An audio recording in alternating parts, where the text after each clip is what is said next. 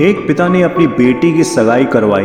लड़का बड़े अच्छे घर से था तो पिता बहुत खुश हुए। लड़के और लड़के के माता पिता का स्वभाव बड़ा अच्छा था।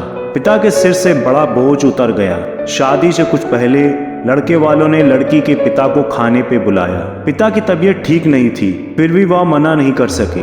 लड़के वालों ने बड़े ही आदर सत्कार से उनका स्वागत किया। फिर लड़की के पिता के लिए चाय आई। शुगर के कारण से लड़की के पिता को चीनी वाली चाय से दूर रहने को कहा गया था, लेकिन लड़की के होने वाली ससुराल घर में थे तो चुप रहकर चाय हाथ में ले ली। कुछ नहीं कहा, ना बताया कि शुगर है। चाय की पहली चुस्की लेते ही वो चौंक से गए। चाय में चीनी बिल्कुल भी नहीं थी और इलायची भी डली हुई थी।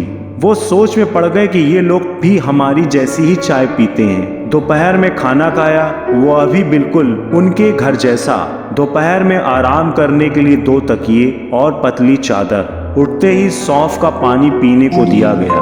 वहां से विदा लेते समय उनसे रहा नहीं गया तो वो पूछ ही बैठे, मुझे क्या खाना है, क्या पीना है, मेरी सेहत के लिए क्या अच्छा है, ये आपको कैसे पता है? तो बेटी की सास ने धीरे से कहा कि कल रात को ही आपकी बेटी का फोन आ गया था और उसने कहा कि मेरे पापा स्वभाव से बड़े सरल हैं, बोलेंगे कुछ नहीं, प्लीज अगर हो सके तो आप उनका ध्यान रखिएगा।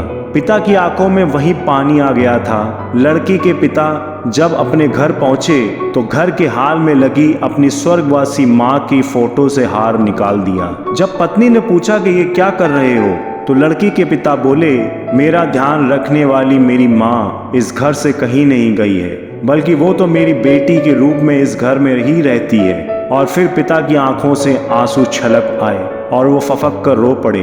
दुनिया में सब कहते हैं ना कि बेटी है एक दिन इस घर को छोड़कर चली जाएगी, मगर मैं दुनिया के सभी माँ बाप से कहना चाहता हूँ कि बेटी कभी भी अपने माँ बाप के घर से नहीं जाती, बल्कि वो हमेशा उनके दिल में रहती है।